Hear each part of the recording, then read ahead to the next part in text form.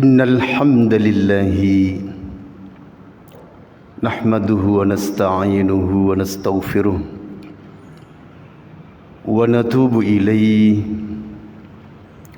ونعوذ به من شرور أنفسنا ومن سيئات أعمالنا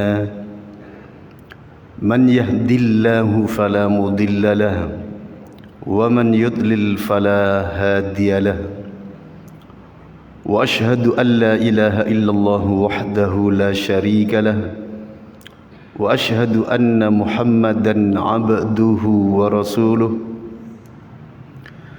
يا أيها الناس اتقوا ربكم الذي خلقكم من نفس واحدة وخلق منها زوجها وبث منهما رجالا كثيرا ونساء واتقوا الله الذي تساءلون به والأرحام إن الله كان عليكم رقيبا يا أيها الذين آمنوا اتقوا الله حق تقاته ولا تموتن إلا وأنتم مسلمون يا أيها الذين آمنوا اتقوا الله وقولوا قولا سديدا يصلح لكم أعمالكم ويغفر لكم ذنوبكم ومن يطع الله ورسوله فقد فاز فوزا عظيما أما بعد فإن أصدق الحديث كتاب الله وخير الهدى هدى محمد صلى الله عليه وسلم وشر الأمور محدثاتها وكل محدثة بدعة وكل بدعة ضلالة وكل ضلالة في النار.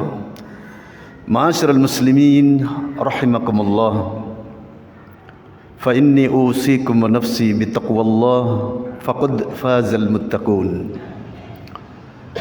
Sidang Jumat yang dimuliakan Allah Subhanahu wa taala, pada kesempatan yang baik ini marilah kita semuanya senantiasa berwasiat kepada diri kita masing-masing agar tetap menjalani hidup ini dalam keadaan apapun di atas beriman, bertakwa kepada Allah Subhanahu wa taala.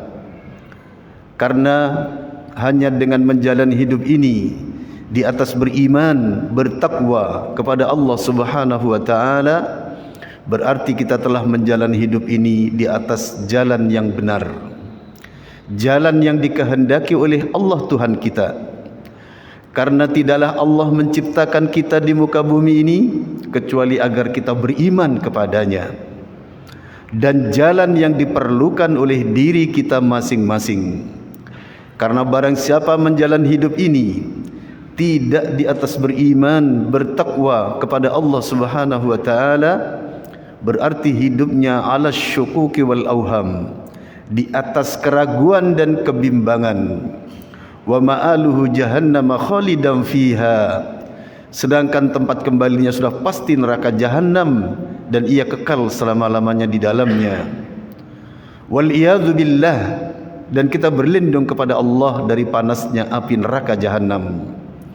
Ma'asyiral muslimin rahimakumullah, pada khutbah kita kali ini kita akan mengambil sebuah tema, jaga iman, karena iman itu tidak pernah aman. Ma'asyiral muslimin rahimani wa rahimakumullah, al-iman artinya adalah at-tasdiqul jazim billah bi anna Allah rabbuna wa rabbu jami'al alamin. Keyakinan yang pasti, yang tidak terjadi padanya keraguan, bahwasanya Allah adalah Tuhan kita dan Tuhan seluruh sekalian alam. Dan al-iman itu adalah alat deteksi Allah Subhanahu wa taala terhadap hambanya.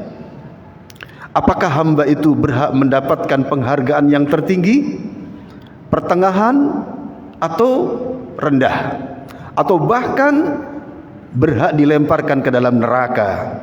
Alat deteksinya adalah al-iman yang ada pada diri kita.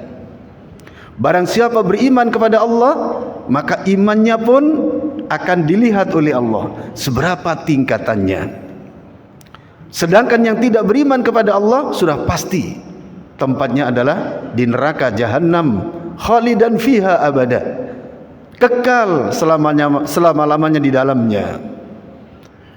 Kemudian para jamaah, berbicara masalah iman, iman itu adalah sesuatu yang amat penting bagi diri kita. Kebanyakan manusia kurang seberapa menganggap penting terhadap al-iman. Terbukti rata-rata kehidupan manusia tidak pernah sedih, tidak pernah ada upaya yang sungguh-sungguh dalam masalah keimanan.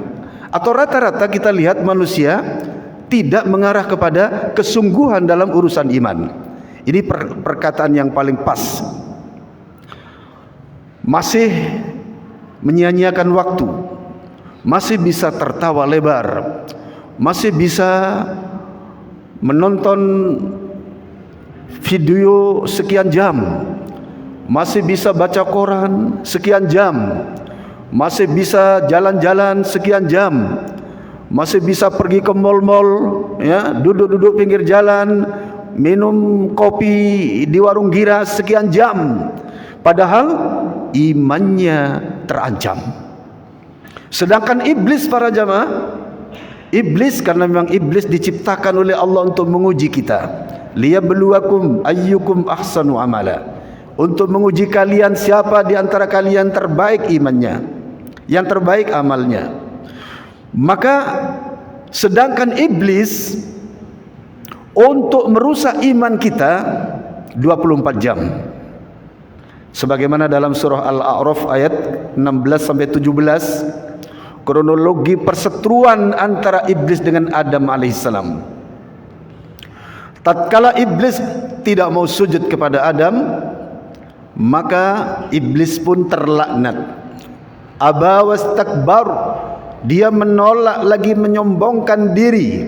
Wa kana minal kafirin, dan adalah ia termasuk di antara orang kafir.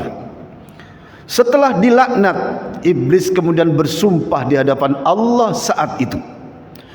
Qala fabima awaitani la aq'udanna lahum siratakal mustaqim thumma la'atiyannahum min baini aydihim wa min khalfihim wa an aymanihim wa an syama'ilihim wa la tajidu aktsarahum syakirin.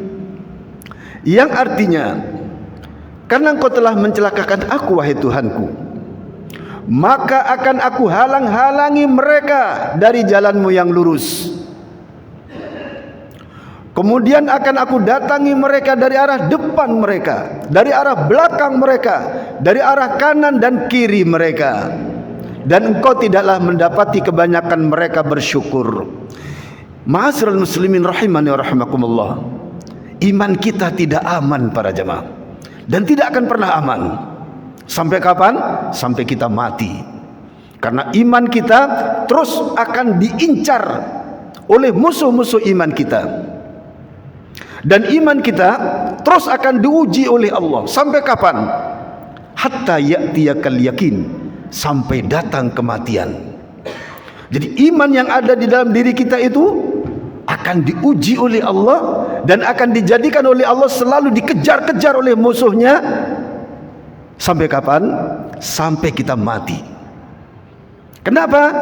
Karena pada saat finish nanti, disitulah Allah akan menilai kita, di mana derajat kita, makom kita, layak mendapat surga Firdaus, atau surga pertengahan, atau hanya layak untuk lantai dasar surga. Karena surga nanti para jamaah terdiri dari 100 tingkatan, sebagaimana diriwayatkan oleh Ibnu Katsir dalam tafsirnya. Tingkatan pertama, surga terdiri dari perak, segala sesuatunya dari perak. Kemudian surga lantai kedua surga yang terdiri dari emas dan segala sesuatunya dari emas, sebagaimana kita sekarang di bumi segala sesuatunya dari tanah. Allah serba kun fayakun. Surga ketiga, surga yang terdiri dari mutiara, segala sesuatunya dari mutiara. Kemudian surga yang keempat sampai yang ke-100, itulah yang dikatakan mala ainun ra'at wala udhunun sami'at wala khatara biqalbi basharin. Tempat yang belum pernah dilihat oleh mata, belum pernah didengar oleh telinga, belum pernah terbersit di hati seorang manusia pun. Itulah surga lantai 4 sampai lantai yang ke-100.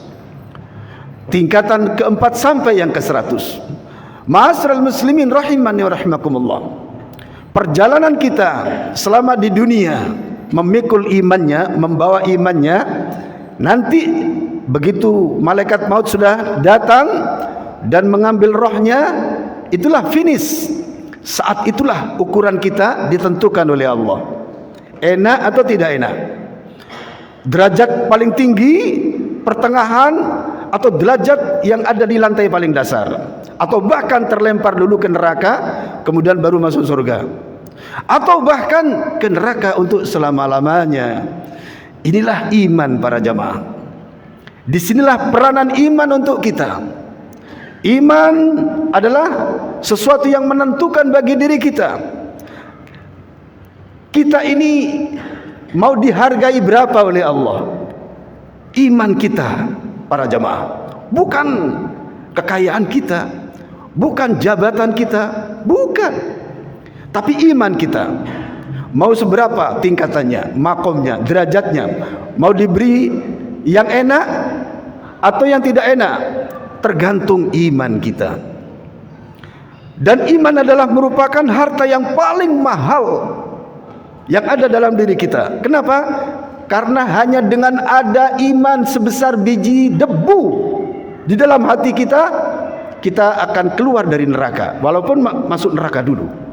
Masuk neraka dulu. Kenapa? Imannya cuma sak debu, dan cukup untuk membuka kunci pintu surga. Bagaimana mungkin iman sak debu untuk membuka kunci surga? Makanya terlempar dulu. Rata-rata yang imannya sebesar debu rata-rata terlempar ke neraka. Walaupun mungkin di sana ada yang imannya sebesar debu, tapi karena rahmat Allah, Allah selamatkan dari neraka. Karena memang di antara syafaat Rasulullah SAW, di antaranya adalah memberi syafaat kepada orang yang sudah divonis masuk neraka, gak jadi dengan syafaat Rasulullah, sehingga kemudian dimasukkan ke surga. Padahal sudah divonis masuk neraka, sudah ditulis si fulan daftar neraka. Tapi karena ada syafaat dari Rasulullah, Rasulullah minta secara khusus agar si fulan ini, ya Allah, selamatkan dari neraka. Jangan urungkan ya Allah, urungkan ya Allah. Mungkin seperti itu artinya syafaat Rasulullah. Terus apa sebabnya? Ya mungkin pernah sesaat saja cinta sunnah Rasul, mungkin. Oh sekian banyaknya, ya kadang sholat kadang enggak, pokoknya maksiat luar biasa. Tapi mungkin suatu ketika dia takzim terhadap sunnah, apalagi sampai mempraktekkan salah satunya. Misalnya salah satu sunnah fitrah. Sunnah fitrah itu ada 5 yang terpenting. Memelihara jenggot, yang enggak ada jenggotnya, yang punya jangan dipotong. Kalau dipotong nanti enggak berhak dapat syafaat. Memelihara jenggot sunnah Rasul. Kemudian menipiskan kumis, kemudian memotong kuku jangan sampai panjang, mencabut bulu ketiak, kemudian mencukur bulu kemaluan. Ini sunnah yang paling kuat. Ada banyak diantaranya pakai siwak dan lain sebagainya. Ma'asyiral muslimin rahimani wa rahimakumullah. Mungkin di antara 5 fitrah ini ada satu yang dia kagumi. Misalnya apa? Oh saya pernah dengar motong kuku itu sunnah Rasul, sehingga dia selalu fanatik sunnah Rasul, sunnah Rasul. Yang lain dia nggak tahu. Maka mungkin karena itulah dia mendapatkan syafaat dari Rasulullah Sallallahu Alaihi Wasallam. Wallahu taala alam. Yang jelas pasti ada sebabnya. Dalam riwayat Imam Ahmad dikatakan, innallaha la yudkhilal abdal jannata bis sunnati yatamassaku biha. Sesungguhnya Allah akan memasukkan seorang hamba ke dalam surga dengan hanya satu sunnah saja yang dia berpegang teguh kepadanya. Satu sunnah saja para jamaah. Bagaimana dengan yang 5 tadi? Diperhatikan betul. Memelihara jenggot, memotong kumis, memendekkan kuku, mencabut bulu ketiak, mencukur bulu kemaluan, selalu diperhatikan dalam setiap saat. Tidak lebih dari 1 minggu, melainkan sudah diberesin. Ya, bagaimana dengan yang 5 ini diperhatikan? Satu sunnah saja cukup untuk menjadi alasan di mana Allah akan memasukkan seorang hamba ke dalam surga Allah Subhanahu wa taala. Kemudian para jamaah, mungkin di antara mereka yang sebenarnya berhak masuk neraka kemudian dapat syafaat sampai tidak jadi masuk neraka. Tetapi kebanyakan yang hanya sebesar biji debu tidak selamat para jamaah.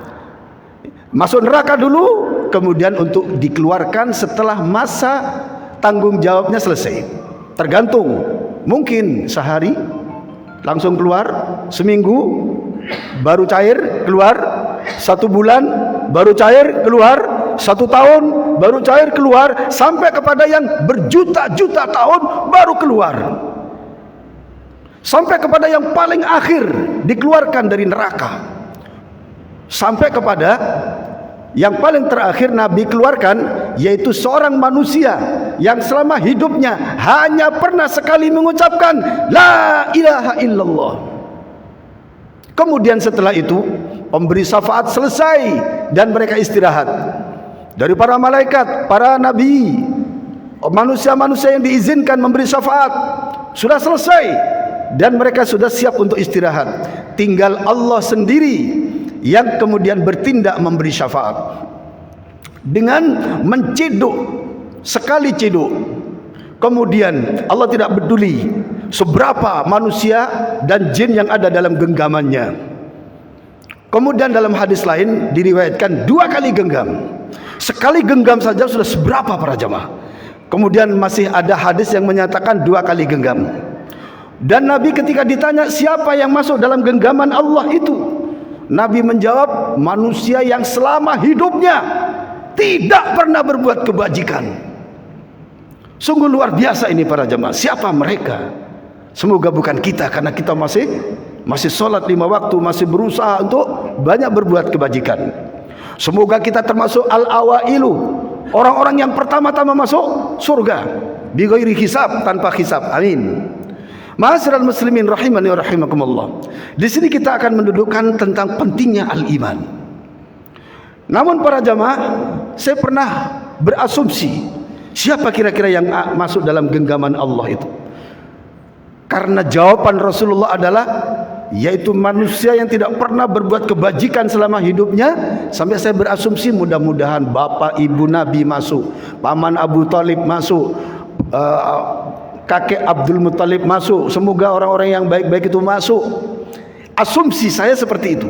Bertahun-tahun saya pertahankan, saking kepinginnya mereka termasuk ahli surga, karena adalah ayah bunda Nabi sallallahu alaihi wasallam.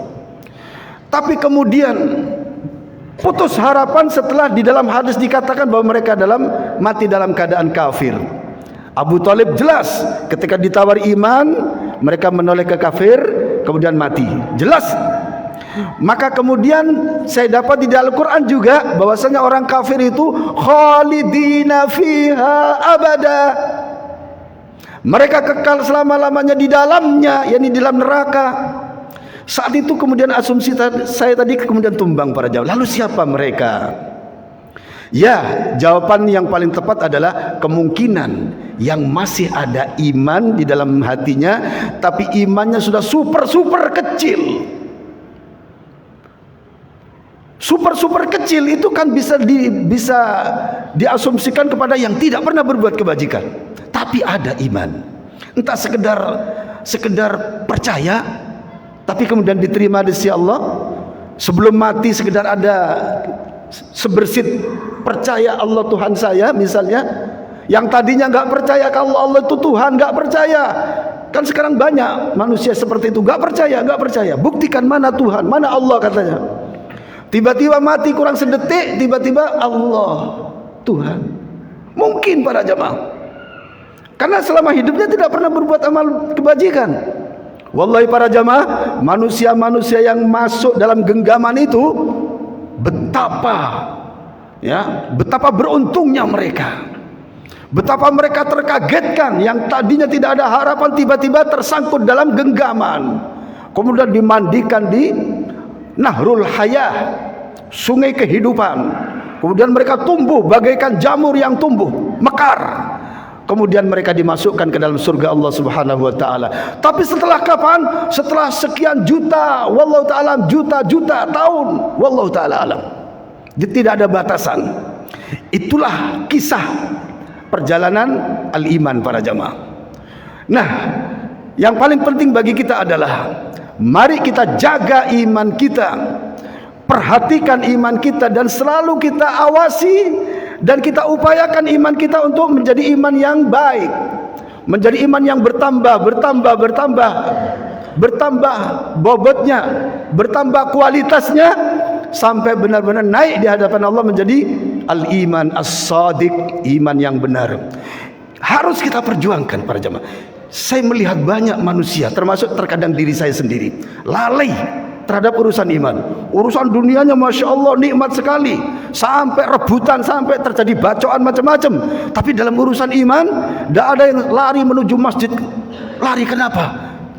Takut ketinggalan sholat berjamaah. Padahal lari itu tidak boleh. Ya, sunnahnya al-waqar, jalan tenang, ya, jalan dengan tenang. Maksud saya, lari tadi saya ibaratkan manusia-manusia yang dalam keimanannya sungguh perhatian betul. Itu yang kita tidak dapati. Bahkan diri saya sendiri sering sekian hanya untuk ngelamun, berpikir yang macam-macam lain-lain. Padahal iman kita para jamaah, sedetik saja kita lalai, masuk di situ iblis para jamaah. Mulai macam-macam pikirannya, ya, untuk apa? Untuk dirusak. Ma'asyiral muslimin rahimani wa rahimakumullah. Semoga Allah Subhanahu wa taala senantiasa menjaga iman kita dan mengingatkan kita agar selalu perhatian terhadap iman kita, sehingga kita menghadap Tuhan kita dengan iman yang terbaik, yaitu al-iman as-sadiq, iman yang terbenar. Amin ya rabbal alamin. Aqulu qouli hadza wa astaghfirullah li wa lakum innahu huwas samiul basir.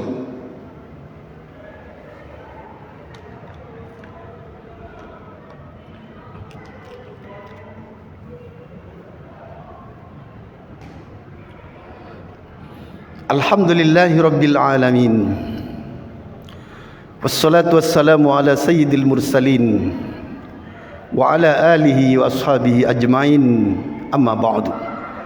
Satu hadis yang ingin saya angkat para jamaah, semoga bermanfaat bagi kita, sehingga kita benar-benar memperhatikan masalah iman lebih tinggi, lebih besar daripada sekedar urusan dunia kita atau profesi kita. Suatu ketika seorang sahabat bernama Sufyan bin Abdullah Ats-Tsaqafi datang kepada Rasulullah sallallahu alaihi wasallam. Ya Rasulullah, wahai Rasulullah, qul li fil islami qawlan la as'alu anhu ahadan ba'daka. Ya Rasulullah, berkatalah kepadaku tentang suatu perkataan di mana aku tidak akan bertanya kepada siapapun sesudah engkau. Qala, kemudian Rasulullah menjawab, qul amantu billah thumma istaqim. Katakan, aku beriman kepada Allah, kemudian istiqomahlah di atas iman itu. Ma'asyiral muslimin rahimani wa rahimakumullah. Hadis ini para jamaah penting sekali. Banyak di antara kita hampir-hampir saja menjual iman kita hanya untuk recehan. Ma'asyiral muslimin rahimani wa rahimakumullah. Teguhkan iman sampai kapan? Hatta ya'tiyakal yakin, sampai datang kematian. Itulah tugas kita. Setelah datang kematian, iman kita dalam keadaan tegak, selesai semua permasalahan. Selesai. Setelah itu tidak ada lagi ibadah para jamaah. Kenapa? Karena sejak kematian itu sampai hari kiamat nanti adalah balasan-balasan. In khairan fa khairan, jika sekarang baik, balasannya baik. Wa in syarran fasyarrun.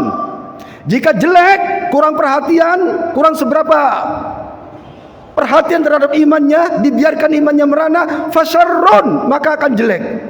Fanadimu kullan nadami yauma la yanfa'uhumun nadamu. Maka mereka akan menyesal dengan sejadi-jadinya pada saat penyesalan tidak berguna sedikit pun. Iman para jemaah.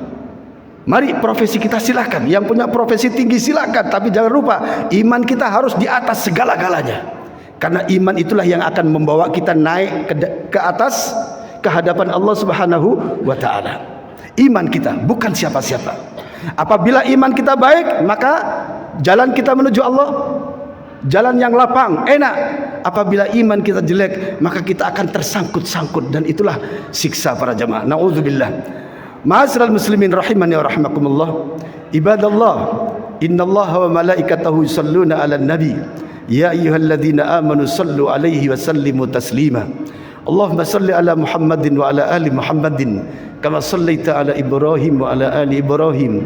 Wa barik 'ala Muhammadin wa 'ala ali Muhammadin kama barakta 'ala Ibrahim wa 'ala ali Ibrahim fil 'alamin innaka Hamidum Majid. Allahumma ighfir lil muslimina wal muslimat والمؤمنين والمؤمنات الأحياء منهم والأموات. اللهم إنا نسألك الهدى والتقى والعفاف والغنى. اللهم إنا نسألك الجنة وما قرب إليها من قول أو عمل ونعوذ بك من النار وما قرب إليها من قول أو عمل. ربنا لا تزغ قلوبنا بعد إذ هديتنا وهب لنا من لدنك رحمة إنك أنت الوهاب. ربنا آتنا في الدنيا حسنة وفي الآخرة حسنة وقنا عذاب النار. والحمد لله رب العالمين. عباد الله، إن الله يأمركم بالعدل والإحسان وإيتاء ذي القربى وينهى عن الفحشاء والمنكر ولذكر الله أكبر. أقم الصلاة.